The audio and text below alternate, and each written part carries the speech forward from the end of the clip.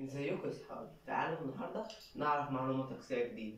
اللي انتوا شايفينه جوه الكاس ده الأبارقة، ومعنى كلمة أبارقة هي كلمة معربة من كلمة يونانية.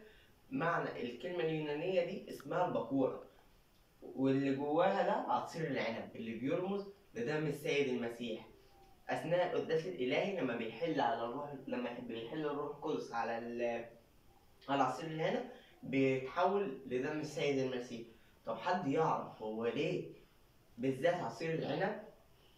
اقول لكم عشان عصير العنب شبه الدم في لونه، فعشان كده هو عصير العنب. طيب، وبرضو يعني في معلومة تاني، تعرفوا ان اثناء تأسيس سر الإفخارستية ما كانش كل التلاميذ موجودين؟ لا، دول كانوا 11 تلميذ بس، لأن يهوذا في الوقت ده كان مزمع إن هو يسلم السيد المسيح. وتعرفوا ليه الكاهن بيضيف مية مع العصير العنب وهو بيمزجه في الكاس؟